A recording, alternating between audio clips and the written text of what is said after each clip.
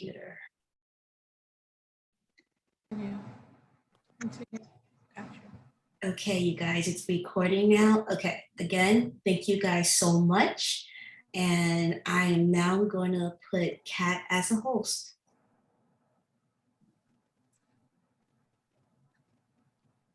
All right.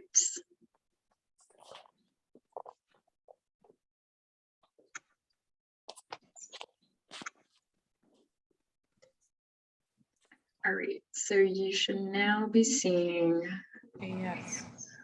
my slides. All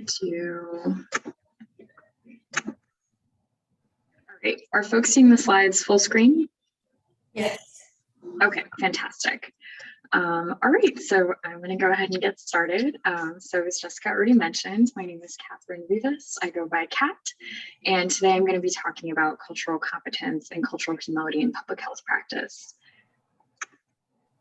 So just to give you a brief overview of what I'm going to be talking about today, I'm going to start off first by sharing a little bit about my background and sort of what I'll be bringing to this discussion in terms of both my sort of professional and personal work experiences, and then sort of go over our framework for which we're going to be approaching this conversation and some key points to keep in mind.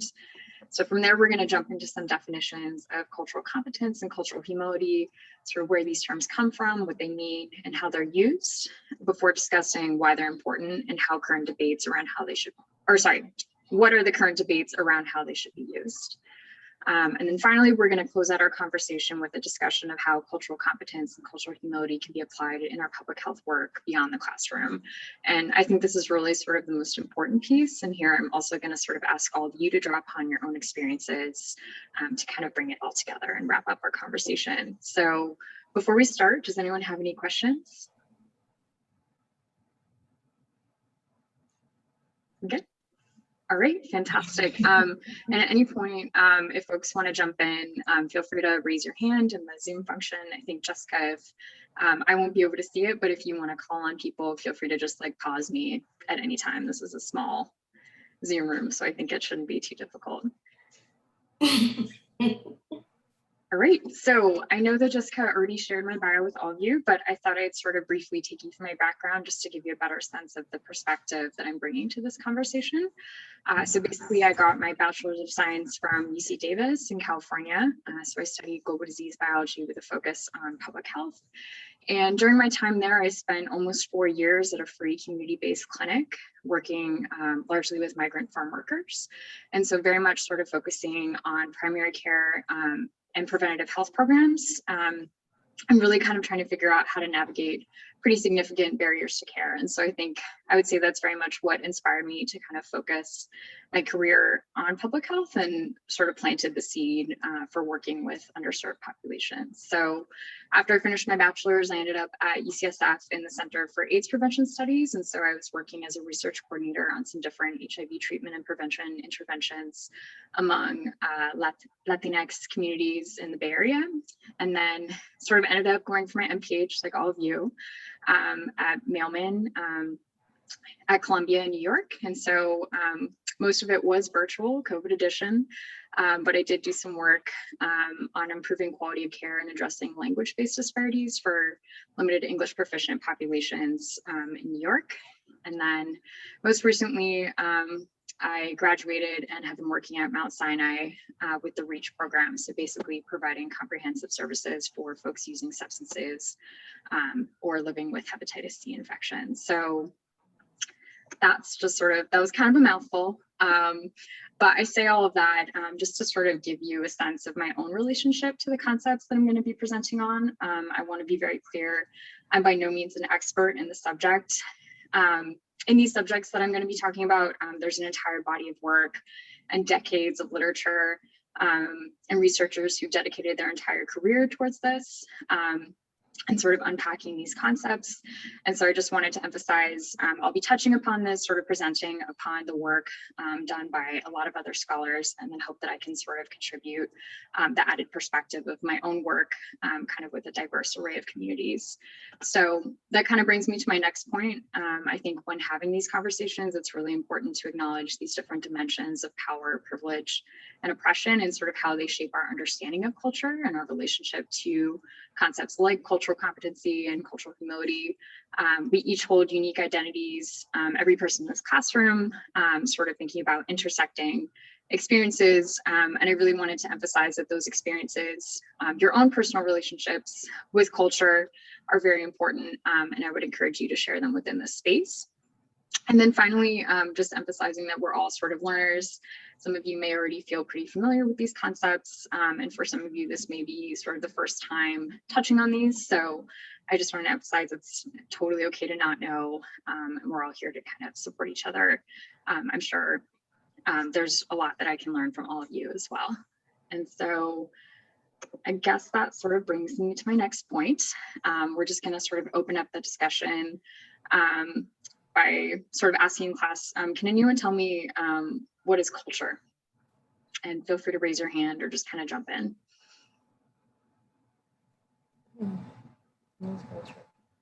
An individual that comes from, different background. They're from different from different background, ethnicity background.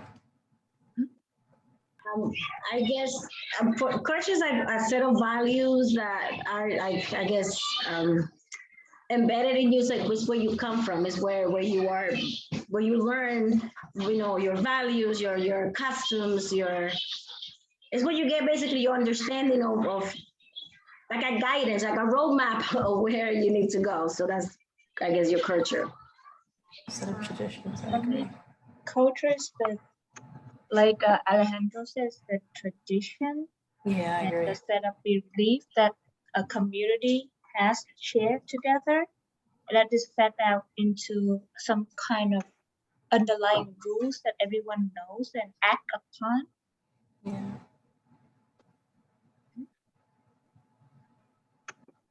That's awesome. Anyone else? It also includes our beliefs as well. Everything else everybody said, but also our beliefs. Fantastic. Yeah, that's awesome. Also, I think if folks are putting stuff in the chat, Jessica, if you just want to read those out, because I can't see them from my view. No problem. Fantastic.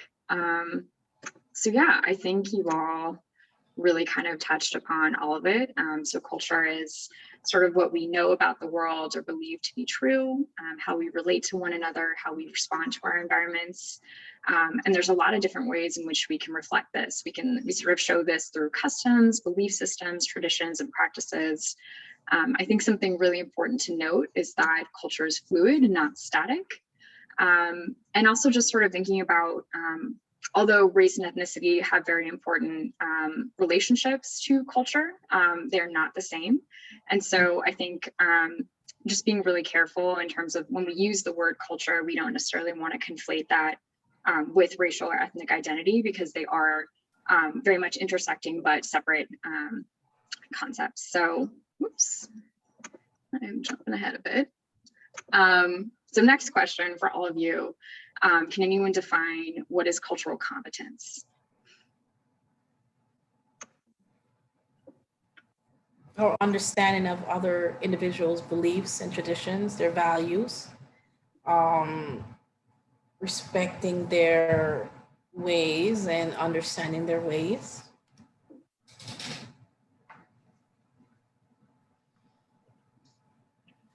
I was going to say, just to me, like cultural competence is acknowledging that there are people that may have different cultures than the culture that, I was raised in or someone else was raised in. So just that recognition that not everyone views the world the same way as you do. They may have different traditions or this different set of value systems that guide their day-to-day life.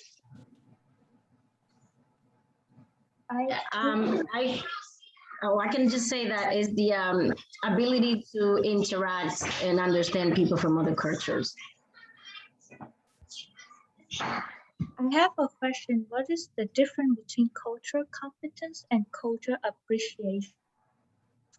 That's a great question. And I think we can kind of unpack that a little bit further in our conversation.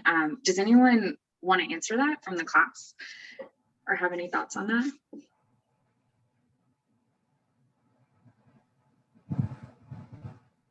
I feel like I could be wrong, so I don't want to put myself on this. Obviously, everyone can like jump in as well and correct me. I feel like cultural competence is more like being educated and aware of one's culture in maybe not so much of a professional setting all the time. And I think a cultural appreciation is more of just like I don't know if it would be, I feel like cultural competence goes in a little bit deeper, but I could be wrong again. I mean, appreciate someone by able to be acknowledged and aware that not everyone's culture is perfect. It's like a mixture. It's like a melting pot. Like for us, I'm Jamaican. So we believe like out of one people, many. So it's not just one person, it's diverse, it's beautiful. It's like a flower with different colors. That's how I look at, cultural acceptance, because we learn from each other. I'm more willing and more open to live in a diverse community versus like one set community. Like, that's how I look at it. Yeah, that was beautiful. Thank you so much for sharing, Michelle. And I think as a Paige, I think you hit the nail on the head in terms of just sort of like, what are the distinctions there? So kind of bringing it back to the question, what is cultural competence? So as you all sort of touched on, the ability to understand, appreciate, and interact with people from cultures or belief systems different from one's own. And this is very much sort of rooted in this idea of self-awareness. So, what do I know, and sort of acceptance of cultural differences. So why is this important in public health? We talk a lot about cultural competence specifically within the healthcare setting. I'd sort of like to open up that conversation to sort of think about the field of public health as a whole.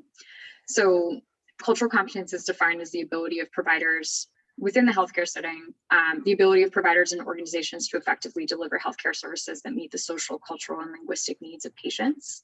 So a culturally competent healthcare system is essential to provide respectful, dignity-based, and patient-centered care and services, which is very much a critical component in improving health outcomes, quality of care, and addressing health disparities among different populations. So just to give you sort of a sense of the history of the term, sort of the sentiments behind the idea of cultural competence was born out of different social justice and political movements of the 1970s, and this desire to sort of bridge differences between groups of people. But we don't really start to see it in academia until closer to 1989. I believe the first person who kind of coined the term cultural competence was named Terry Cross. There's an article that was published about it, and then it becomes a lot more common in the literature during the 1990s. And kind of by the early 2000s, we see this explosion of the term, both in research and folks writing papers about it, and also sort of in educational curriculum and institutional guidelines. So very much this call to both acknowledge and push towards practicing cultural competence within the healthcare setting. And this was very much driven by this growing recognition of health disparities and differential access to quality of care and health outcomes among certain communities.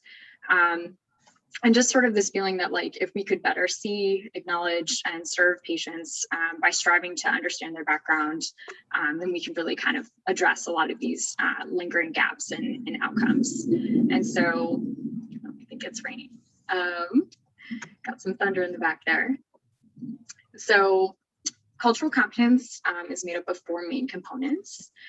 So the first is awareness of one's own cultural worldview. The second is like attitude towards cultural differences, so how you sort of perceive these differences. The third is knowledge of cultural practices. and worldviews, so kind of the body of knowledge that you have around certain communities or practices. And the last one is cross-cultural skills, so kind of what is your ability to actually put that knowledge into practice. So when we develop cultural competence, it sort of results in an ability to understand, communicate, and more effectively interact with people across different cultures. So I say all that to sort of set the stage for the next concept that I'm going to introduce. And once again, open it up to all of you. Can anyone define what is cultural humility?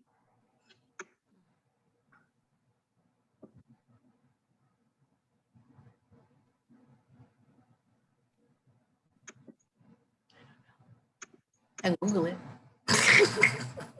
Or like take a crack at it. What do you think it might mean? Be more humble towards other cultures. That's how I look at it. I thought of maybe understanding that one culture isn't necessarily superior to another one.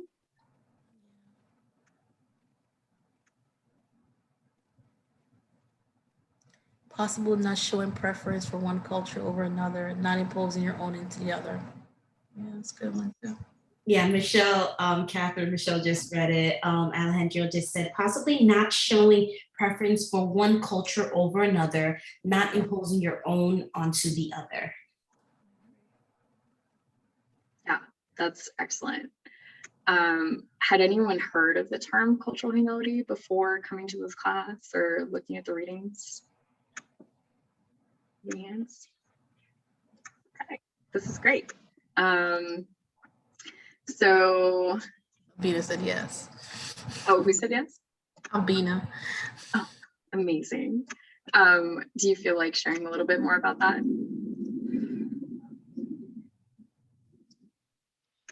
Maybe not. Okay. So next slide. So what is cultural humility? So it's a term coined by Dr. Melanie Turvalon and Dr. Jan Murray Garcia in 1998 to describe a way of incorporating multiculturalism into their work as healthcare professionals. So I'll just kind of plug, Dr. Turvalon worked at Oakland Children's Hospital, very close to where I grew up, and Dr. Murray Garcia works at UC Davis, where I went to school. So both of them are like very near and dear to my heart in terms of like where they've worked and the type of work that they're doing. And so cultural humility was born out of this idea that cultural competency is a great starting point, but not necessarily fully sufficient for healthcare professionals or public health practitioners. So it kind of frames working across different cultures as a process focused on self-reflection and lifelong learning. I thought that Ms. Ali from the Wisconsin Center for Public Health Training and Education provided a really great definition here. So cultural humility is a willingness to suspend what you know or what you think you know about a person based on generalizations about their culture. So I think all of you provided some really great definitions earlier. But there's sort of three main dimensions of cultural humility. So first, that it's a lifelong commitment to learning and critical self-reflection. So that we're sort of in this continuous learning process to like evaluating what we're doing and critiquing ourselves and really sort of being humble about our level of knowledge regarding the beliefs, values of patients, clients, or communities that we're working with. And also very important within that is being really aware of our own assumptions and prejudices, biases, right? Because we all have biases based on like where we grew up, where we came from, what we were exposed to. And that sort of carries with us into our professional interactions with patients or clients. Sort of when you walk into a room and you think you know something, and the reality is that like what that patient is going through is completely different than what you thought. And so this process of cultural humility is really just sort of acknowledging like, I have these blind spots, there are these things that I don't know. And another key piece of it is acknowledging the power dynamic that sort of inherently happens between practitioners or those sort of with access to resources, knowledge, working within different institutions and the communities that we intend to serve.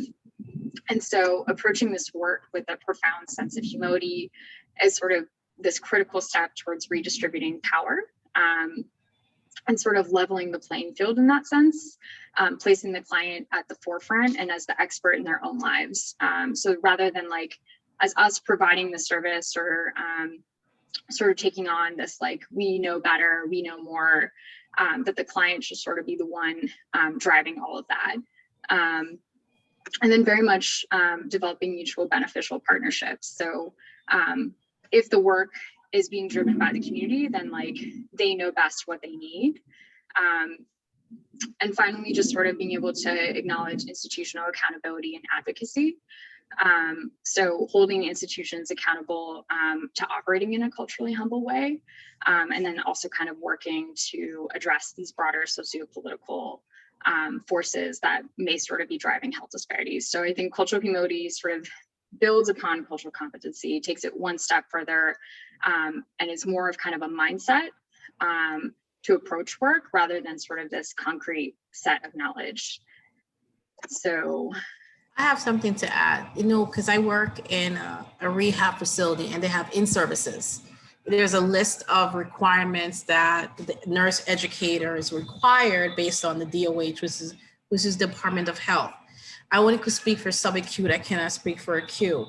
But one thing they do not touch on is cultural competence or cultural humility. They talk about sensitivity, they talk about infectious disease, they talk about other things, but they do not touch upon cultural competence when it comes to in-services. That's one of the requirements based on the DOH. Can you elaborate more on that? I know I'm diverting from the slides, but I'm curious of why, because you said in 2000, it's like more of a umbrella type. It's like becoming more awareness. Mm-hmm. Why isn't the Department of Health up to date with that? Absolutely. And so I think that's such a great question. And I think you really kind of tap into the core of like one of the just ongoing debates, which we're going to dive into a little further in the next couple slides, just about like what terms are we using to describe all of these things, like working in any sort of cross-cultural setting. I think like language is continuously evolving. And we all have sort of different definitions for how we describe different things. I think sometimes people kind of tend to use terms like cultural sensitivity and cultural competence interchangeably, even though sort of when you look into the people who research these terms, like they're not necessarily the same thing. And so I think kind of what you're describing, I'm not as familiar with like the DOH specific policies around that, but I would kind of imagine that part of that is just sort of this like conflict or tension that you find around like what language are we using to talk about these things. I'd be really curious to see sort of like how they define it in terms of like what are their goals or values for doing cross-cultural work, and sort of like what are the actual outcomes of that. But yeah, I'm sorry, I'm not sure if that answered your question. I don't know if anyone else wanted to jump in as well. I think that did a great job answering the question, because that, and I know you're going to delve in it to some more, these different wordings that we just keep fighting with. And it's kind of like, that's why once you said that, Michelle, I was like, okay, they're probably mixing it up with cultural competence. And then rather than using that terminology, and even myself, I'm like, why don't we keep it consistent? So, yeah. But Pat is going to delve in some more about it. So I thought that was a great response to it. Awesome. Thank you, Jessica and Michelle. So I guess sort of opening the floor back up to the class again, does anyone think they can kind of describe some of the similarities or differences between cultural humility and cultural competence?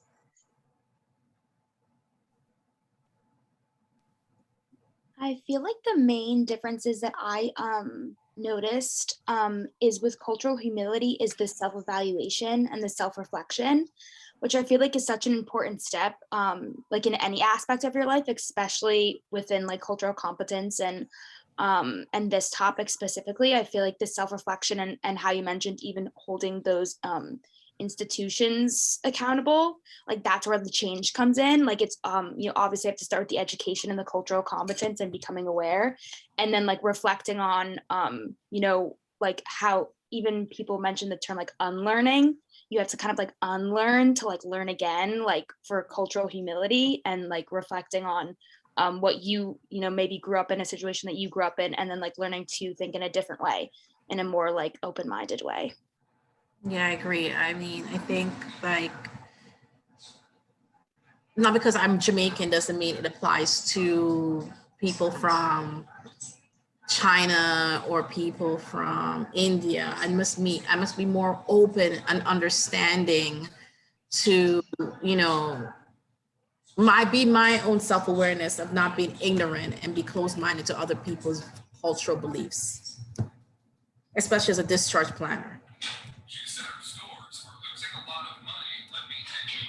Yeah, I think I agree with both Michelle and Paige. I think on the humility side, it's just the willingness to learn and understand that whatever you learn, might not be the right thing. So and be willing to learn something new. And I think on the cultural competency, it's more like being able to apply what you already know to interact effectively with people from other cultures. Like one is learning and being willing to learn, and the other one is how you go about and apply what you learn. Yeah. So what you're saying that humility is the attitude and competence is the skill? I guess so.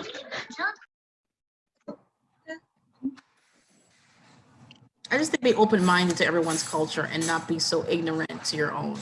Like keep your own, like, they not be non-judgmental to others, and just, don't make fun of, like as a team, don't like ignore their beliefs and what they believe in. Don't be so narrow-minded. That's how I look at it.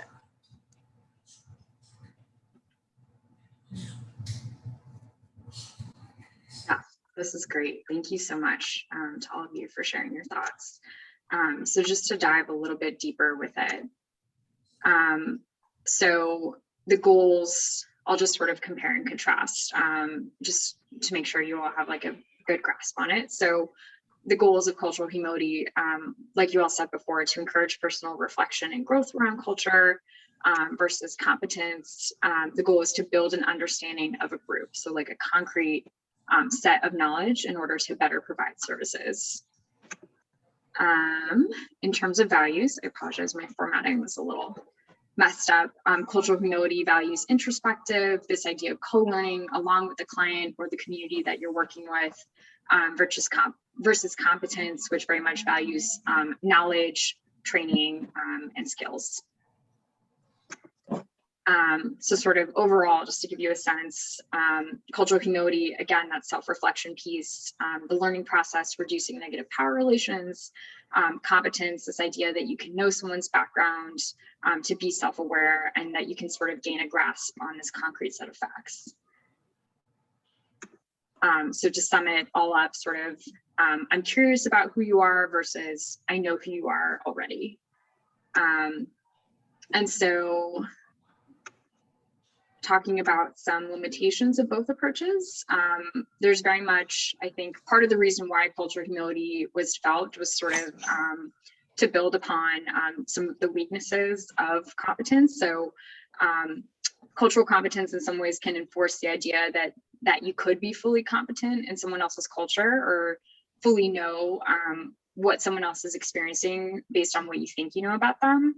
And kind of that like a professional can be quote unquote certified in someone's culture simply as a function of studying it, right? Like, for example, if I'm studying Latinx communities and I read something in a book or a textbook, and this is pretty common sometimes in public health or healthcare education, you read something about how groups are supposed to act, and then you can sort of say, okay, well, I know this, like all Latinx groups acting this way because of this cultural value, when in reality, that may not necessarily be true for every individual, right? So kind of taking a step back and acknowledging like, you know, this may be a pattern, this may be a shared trait or behavior, but like also like being able to be humble in what you don't know, and acknowledge like that you can't ever fully know, but you're gonna strive towards understanding it the best that you can. I think cultural competence can also kind of support this myth that cultures are monolithic and that they're one and the same. And also kind of the final critique is like that it's very much based upon academic experience instead of people's real lives. So it kind of comes back to that power dynamic piece. I think some of the cons of cultural humility, it can be challenging for professionals to step away from that power dynamic in some instances. And also that it's not necessarily a finite result. So it can be kind of hard to measure and kind of harder to grasp. So how do we know when we're practicing cultural humility to the fullest extent when it's such a personal, self-reflective thing? And so some key strengths, both sort of allow people to strive towards a goal. Cultural competence really focuses on the skill building. And then cultural humility, really kind of learning to appreciate the process rather than solely the end results, and kind of decreasing those negative power relationships and establishing beneficial partnerships with communities, as we had talked about before. And so I'm just going to sort of open this back up to the class, this ongoing debate, cultural humility versus cultural competence. Is there one that you think is more correct? And there's no right or wrong answer here. I just love to hear your thoughts. No, they work hand in hand together.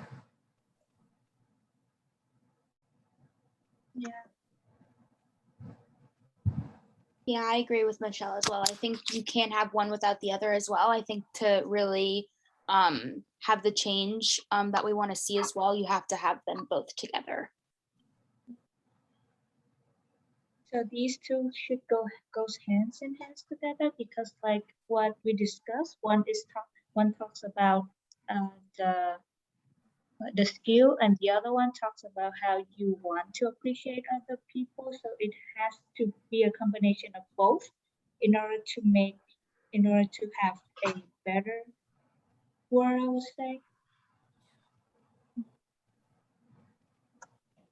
I agree with what everyone else has said, 100%. I don't, it's not about being one being wrong or, right or wrong. I just think it's more maybe one being a little more difficult than the other one for some people to kind of assimilate, but they both go hand in hand. It's just that one of them might be more challenging than the other, just because of the pre-existing biases that I guess are in that we all have.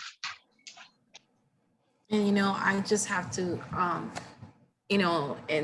and joke around with other people. No offense to Hispanics, I say, oh, you guys are the same, and some of them don't like that. They don't like, oh, we're Dominicans, we have respect for one culture, Puerto Ricans is one culture. It's just when I joke around with other people, it takes a toll on them, and they don't like that. So I need to stop. On a personal note, so it's not the same.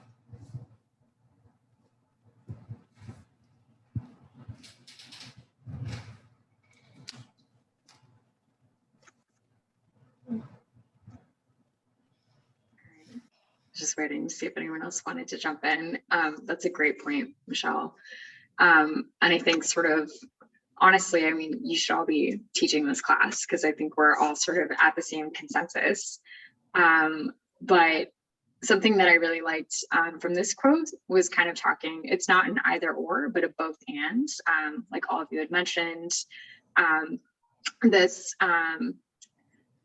Dr. Ella Green Moten, she says, I accept cultural humility to be the ability to maintain an interpersonal stance that is other-oriented or open to others, while accepting cultural competence as the ability to interact effectively with people of different cultures, more of a learned or taught condition. And so kind of like over the past 20 years, academia has actually been moving towards cultural humility and away from cultural competence, kind of based on those limitations that I had mentioned before, and kind of underscoring cultural humility as like the more important concept, and kind of framing it as if there has to be a choice that you have to make. But Dr. Ella Green Moten kind of points out, no, like all of you had mentioned, it doesn't have to be either or, it can be both. And that actually sort of that competence piece, like striving to really understand the experiences of communities, if you don't necessarily share the same experiences or their cultural realities, is kind of a necessary condition towards creating real partnerships and really kind of letting them reach their fullest potential. And so I guess that sort of ties into the earlier point made by Michelle. Does it really matter what terminology we're using to describe all of these things if we don't know how to actually apply it? And so, like, you know, definitions are one thing. They can work really well in the classroom, but how are we actually going to apply it to our real world public health practice? And what does this actually look like outside of the classroom? And so I pulled up a case scenario from the AIDS Education and Training Center. So kind of looking at some different intersecting issues for a person living with HIV. So I'd ask you to sort of briefly read through this, reflect and share your thoughts on how you might proceed. And just sort of thinking about how do you think cultural humility or cultural competency applies in this scenario?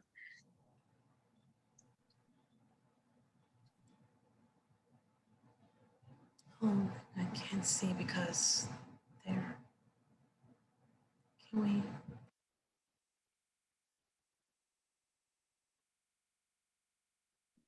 So I'll give you maybe like 2 or 3 minutes to read this over.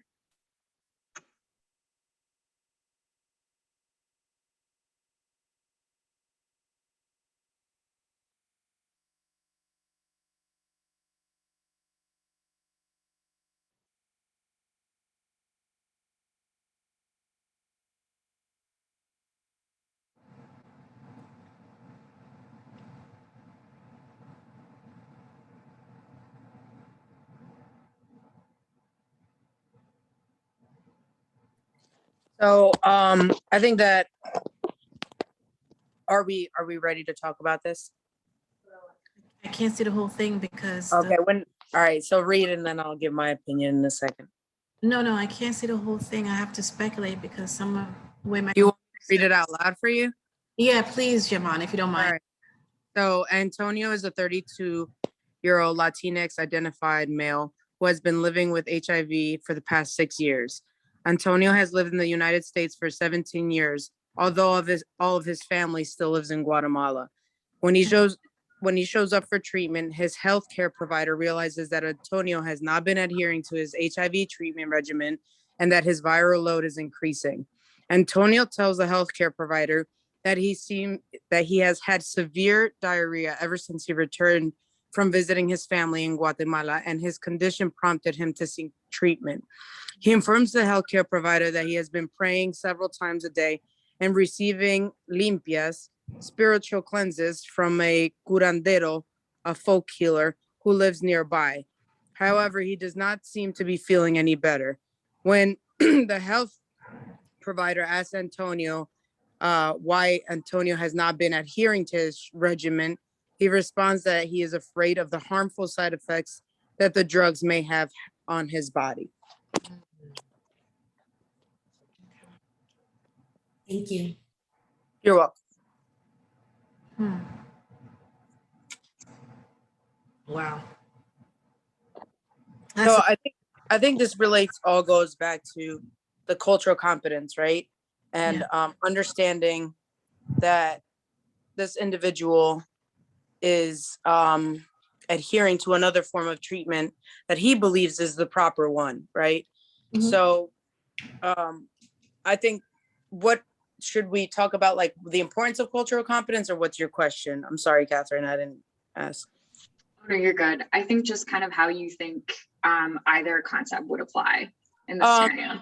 Yeah, I feel like a culturally competent provider would understand that limpias are very common in, Central and South America, and it's a form of releasing the negative energy that's in your body and such, and would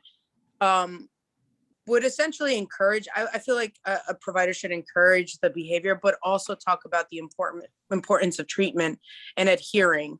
I'm very familiar to this concept I'm a medical case manager for HIV treatment and AIDS.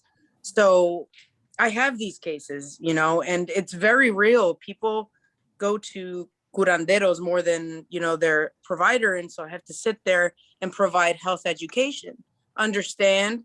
And, as a Latina, I understand. And also, I feel like this is more practiced amongst more indigenous tribal communities within the Latino community. So I encourage, the health education aspect. Like, I understand your culture, but a viral load is very, very important to keep down. And, medication will increase your CD4 count, and having these numbers. And I've noticed that it's had an impact because you're being receptive, you're understanding the culture, and at the same time, providing the proper treatment for that individual. As for me now, as a Jamaican, I would not understand this because I'm not Latino. So I would have to, for me to understand the scenario, I have to do more research and more background of their cultural understanding and their beliefs. And then I would seek counsel for either a person who is from a Latino background to have a better understanding, to incorporate a comprehensive plan of care in order for me to help this individual, because I do not understand I heard of it, but I'm not comprehensive enough to understand the spiritual local art that they experience, that they have.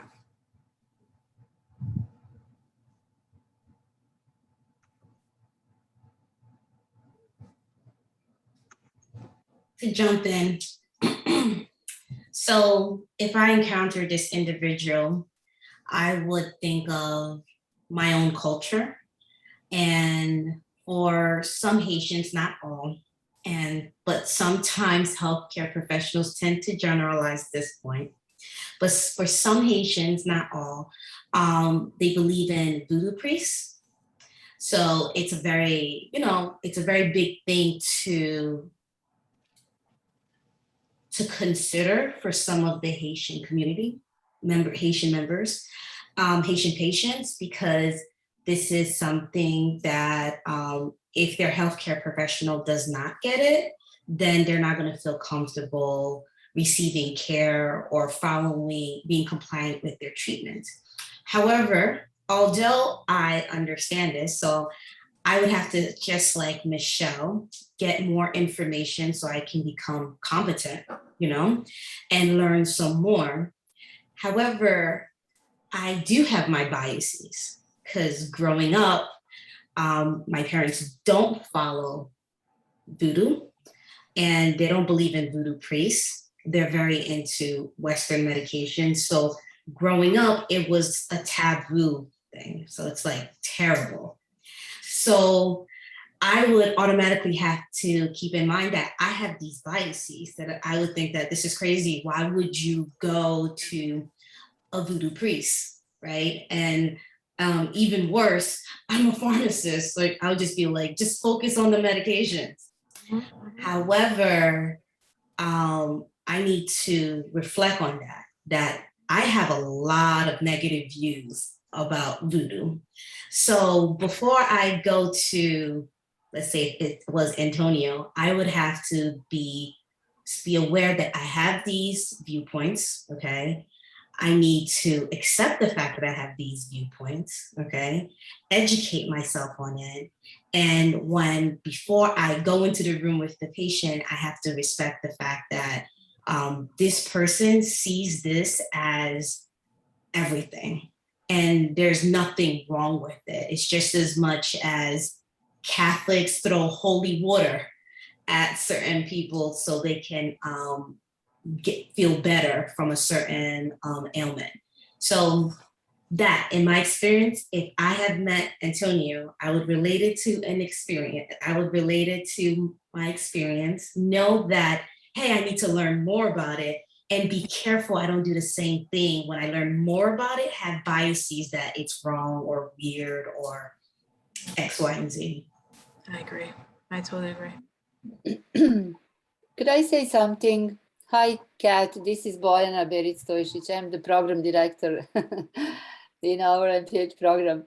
I agree with everyone, whatever everyone said. I just thought, following everything and being a teacher for many years and learning about cultural competency and all of this humility since late 90s, following everything. I think that the best teacher, and everyone is mentioning, we need to learn about something about these spiritual cleansings and to learn. The best teacher would be Antonio. Maybe asking him, what is it that he believes in and how this spiritual cleansing works? And maybe in a dialogue with him, he will realize that this is a part of his belief, which is fine, but maybe something else is missing. And then we introduce our expertise and knowledge and, health education and Western medicine and all of these other facts. But I would focus on Antonio and have him as a teacher and learn from him. What is it that changed his ways? And in the case, it says that he recently visited home. So there must have been something that happened there that sort of moved him away from the path of, treatment and HIV treatment that he was on. So just learning from him, that would be my suggestion. And I think I would go that way.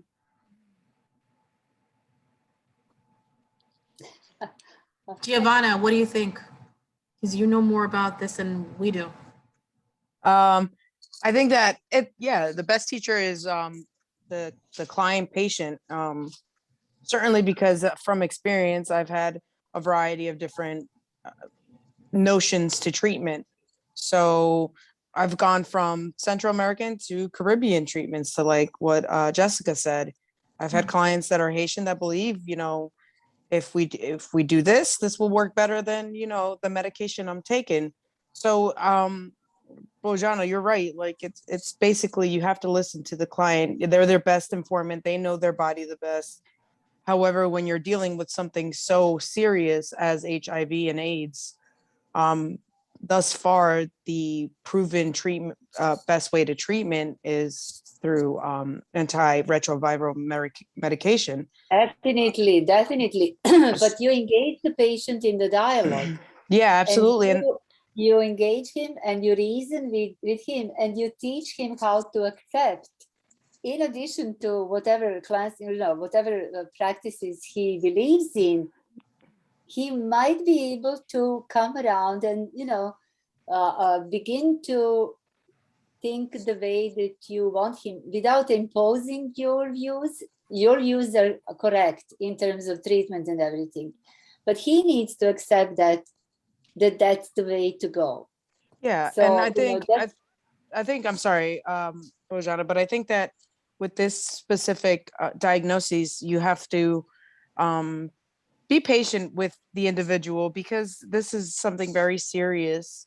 First of all, if you take it from the aspect of this is a life-changing condition, as well as, the lab work doesn't lie, and so does your physical health. It doesn't lie either. Right. So as a medical case manager, I've had clients that really want to go the holistic way, and I'm all for it. Like, please, if you want to minimize the amount of prescription drugs you're taking, go ahead. It's your right as a human being, but know that if you get sick, there are these options. And I've had individuals who wanted to go that route, but then they're sick. When you get really sick at that point and your CD4 count drops below 200, you're really sick. I mean, I've had people like basically dying in front of me. And then they start taking the medication, they see the difference. Sometimes people learn from experience and others.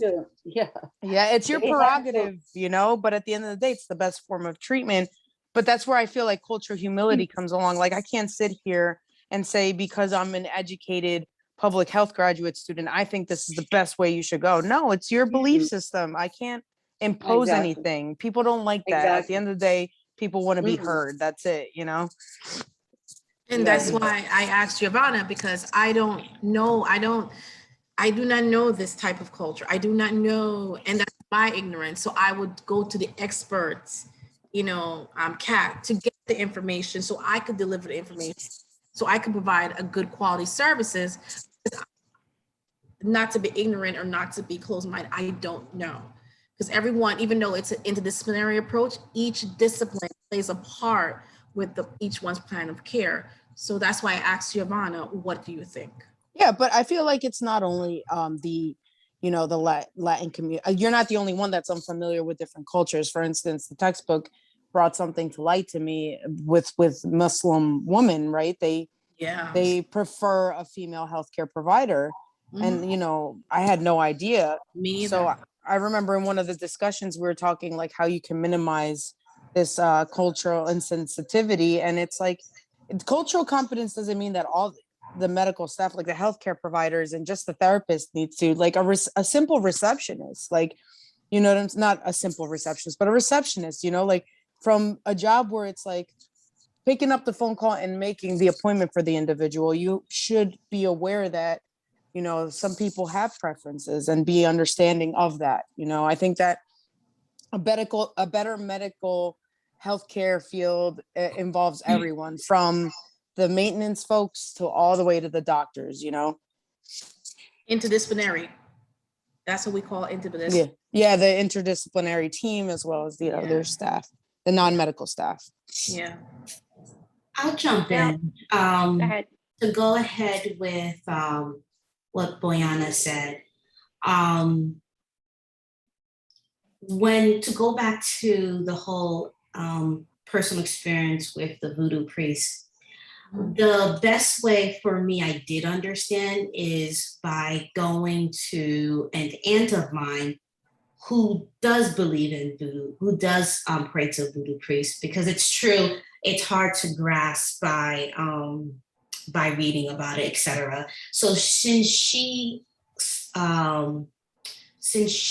practices it, then she's able to communicate with me so then that I can have a better viewpoint.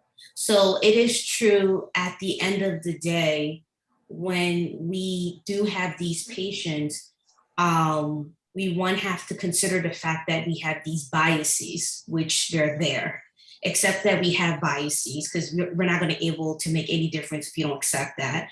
So accept that we have these biases, and then I'll talk to this person, Antonio, and maybe Antonio then can go ahead and guide you down a path that can give you a better understanding on how to treat him.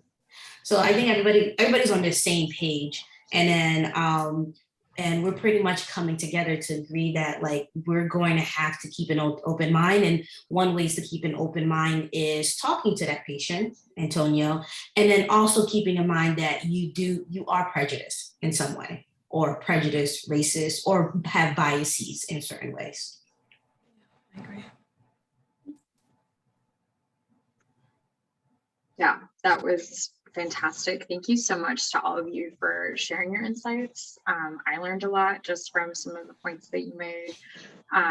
Giovanna, I really appreciated you sharing your experiences with your clients, and also just the folks who kind of drew parallels to their own experiences working with other groups as well.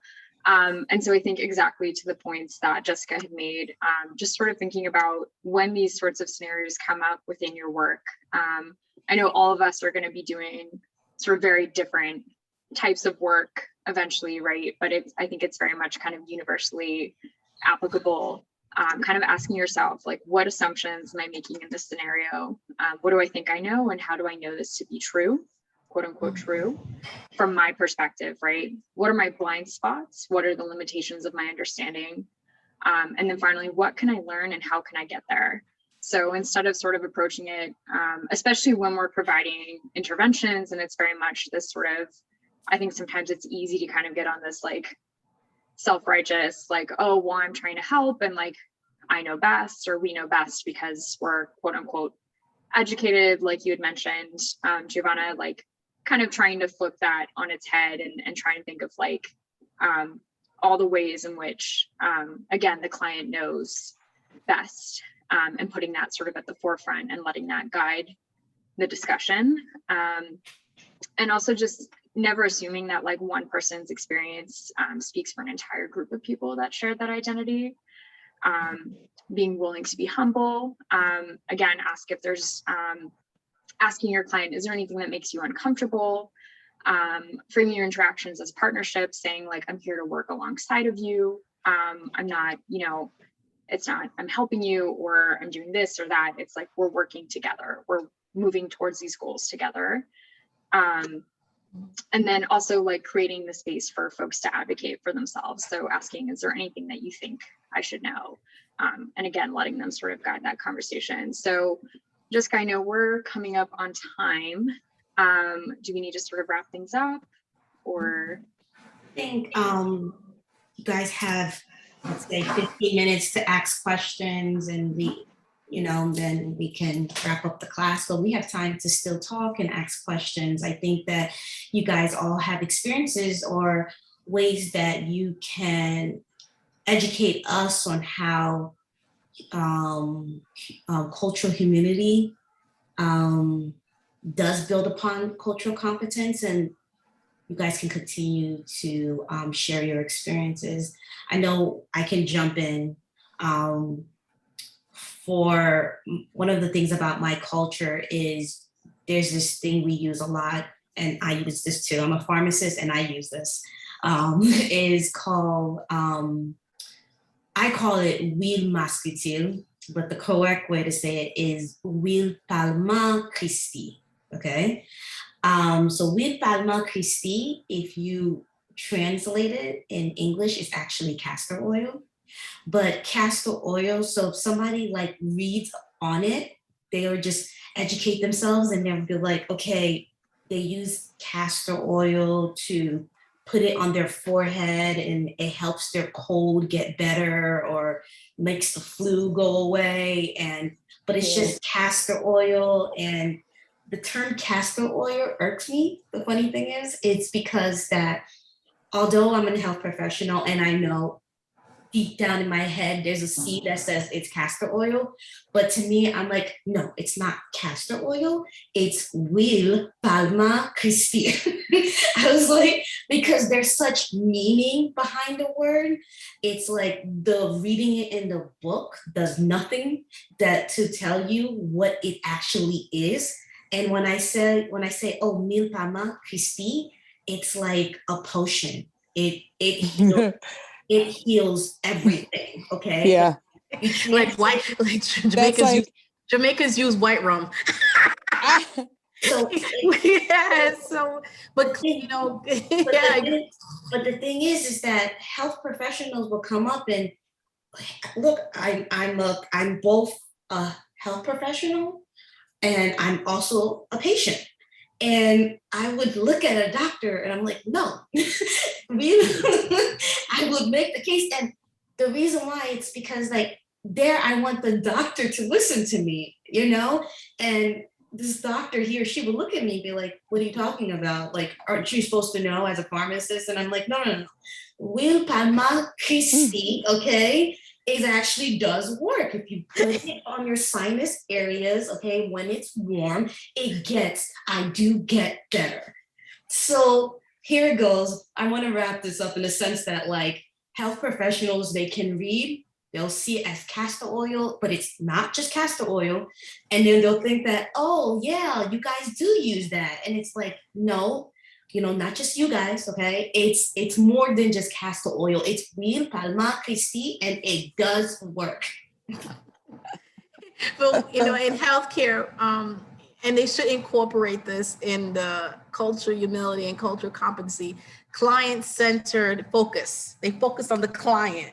And it's so funny, like they focus on the client and client comes first, but yet they did not incorporate like, okay, even though they have a right to take a shower every day if they want to take a shower, but they don't incorporate competency, cultural competency in their client focus, like the centered client focus in healthcare. Well, for some, I can't speak for acute. But the white does work though. I use it all the time. try it. It doesn't hurt. And I think that's what like Kat and everybody's trying to say is that like when you say, Michelle, you mentioned like client or patient focus is like what everybody's trying to say is that we got to listen to the patient, right? Like we got to listen to them because here I'm getting mad at the doctor, you know, saying that, no, this works. And the doctor is not listening to me and says, okay, look, this lady says it works, it works. So how can we supplement what you think works with something else that can help you feel even better? That's a good question. Well, or you can be like my kid's doctor. Like every time I go to take my kids and I tell her, oh, you know, again, I'm Hispanic too, so we believe in home remedies and Vapor rub. You put Vapor rub, yeah, I use that too. You put Vicks on everything and you'll be cured. No Vicks saves your so. life. Yeah. Exactly. You could just get the Vicks. That is the magic potion. I live by that. So Yeah. she doesn't argue with me anymore. At this point, she's just like, you know what? Just go ahead and do what you're doing. But I will also want you to drink this for your kids and you'll be fine. But hey, she doesn't argue with me anymore. So I guess she's very competent because she stopped arguing. But you know, Kat, I have to say this, but it's not a laughing matter. It's funny, but the doctors need to be more. No offense, Doctor Stojak. I know you're an MD, but the doctors need to be minded about other people's culture. You know, and it's not only the one. What the book says, only one size fits all. It doesn't work. Doesn't work that way. Michelle, they started actually with cultural competency. They did? Healthcare professionals, right? And What there was a measure of a level of competency. For example, when you walk into somebody's office, do they have certain, paintings or something, that would make patients and clients more comfortable?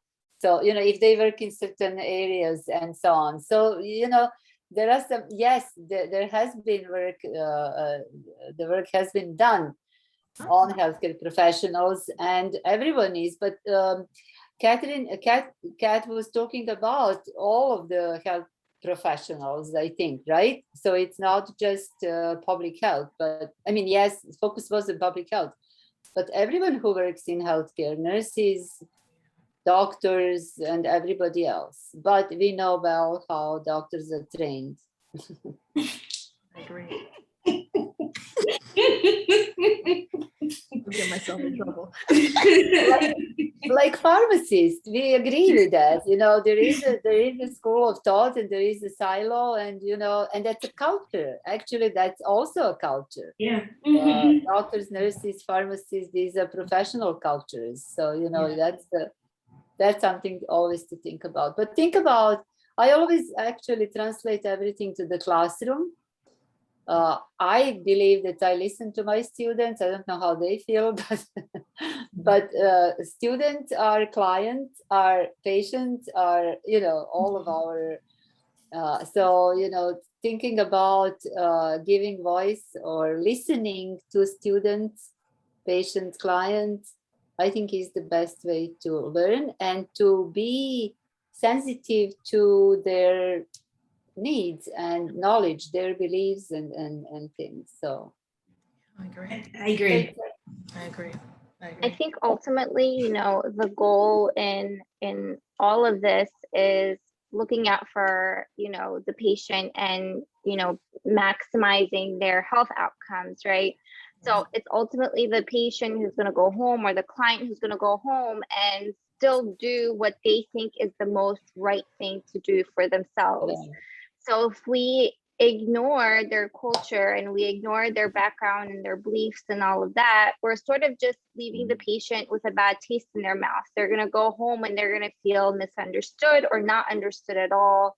They're going to feel sort of alienated and they're going to reject your ideas even more than how Agreed. much they would have rejected it if you were a little bit more understanding of their culture.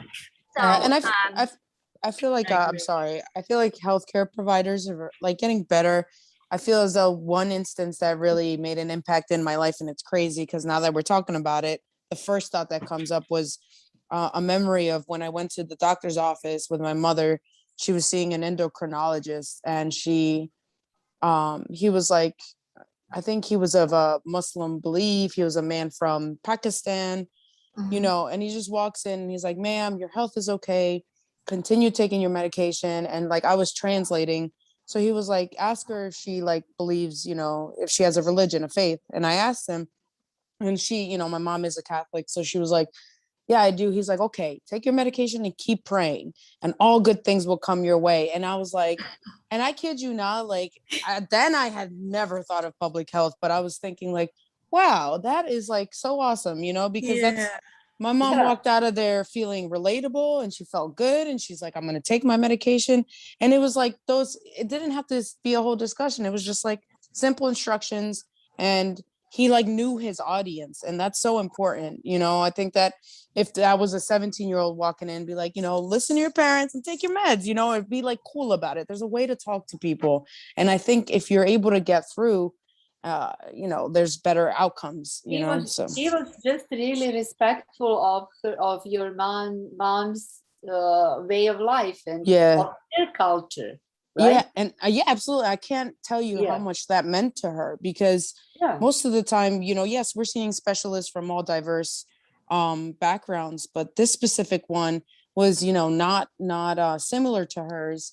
And he was able to relate on so many levels. And, she felt good. Like, you saw the smile and she laughed, and it was like, yeah, my mom does pray every day. That's nice. You considered her faith. That's big for her, Yeah.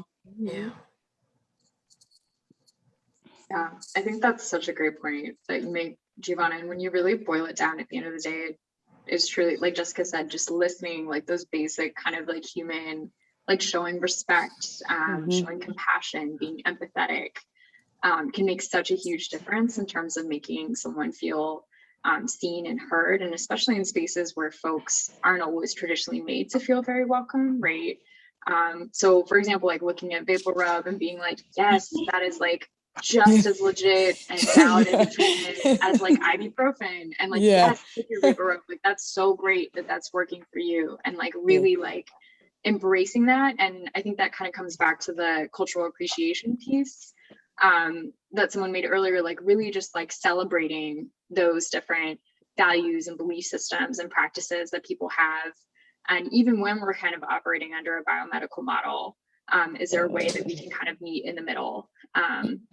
And so, yeah. I feel like that's so, like, it's so important to consider cultures. I feel like, as from my experience, even from what I do for work now, and even prior to that, I worked on a psychiatric ward and unit, and I worked with the elderly, and I worked with different generations that had completely different views, but I couldn't sit there and be like, you're a racist and I couldn't do that.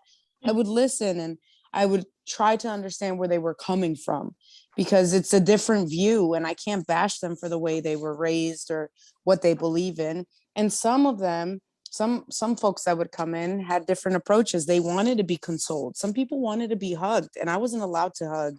But hey, sometimes I would just sneak one in, because I'd be like, you should feel loved. It's like, it was so hard for me not to have that humane aspect, the empathetic aspect of, and one time I remember somebody tried to call me out for it. And I was like, there's scientific research that a simple touch can make somebody's day.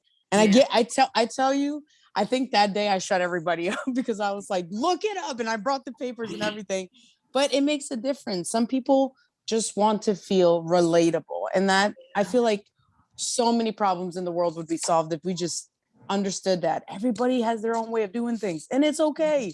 It's like, not that hard. Because I love elderly. They're full of knowledge, and it's so left to you, the things that they say, like, but we have to actually bring it back to reality and let them know. We have to redirect their behavior.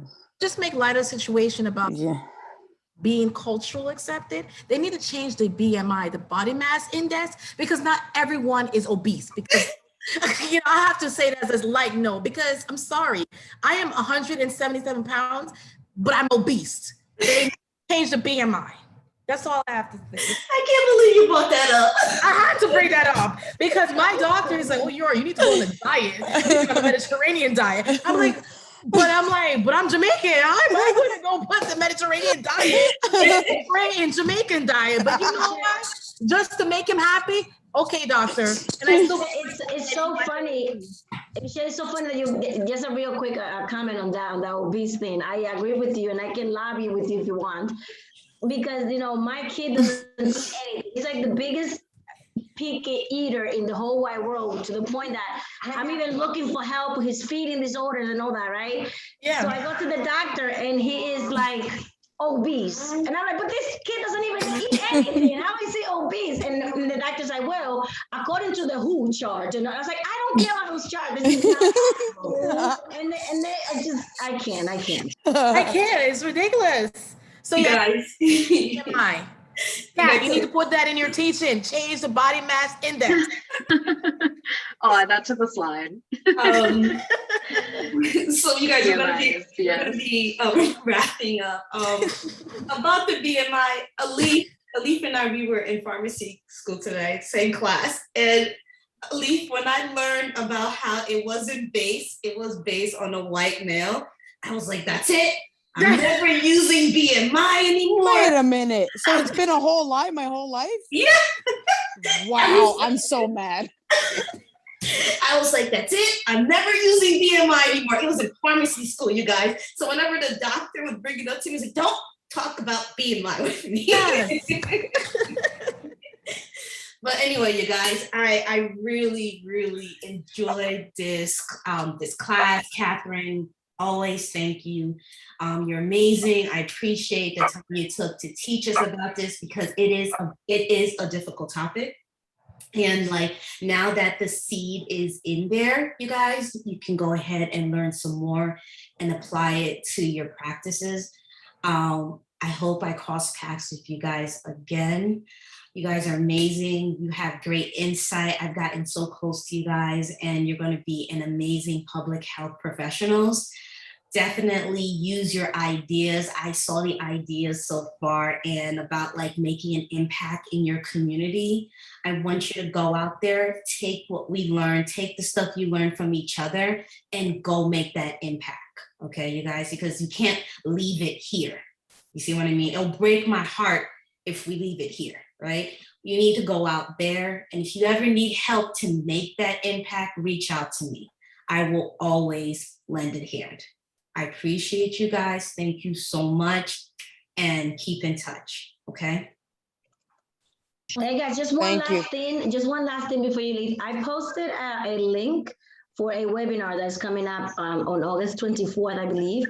It's like a great conversation about the youth incarceration. So we were discussing that 2 weeks ago. I think it's a great webinar. It's free. Mm-hmm. So if you guys are interested, the link is there. Join it. I'm gonna put it in the water cooler also, just in case. But I think it will be something good. I'm joining because I'm interested in knowing that. So just something thank you to keep in mind. Yeah. Thank you. And this class is amazing. Love this class. Yeah, this is the best class. Thank you. But Dr. Sozik, your class was great too. No disrespect, but I love it. Bye. We can stop recording and then.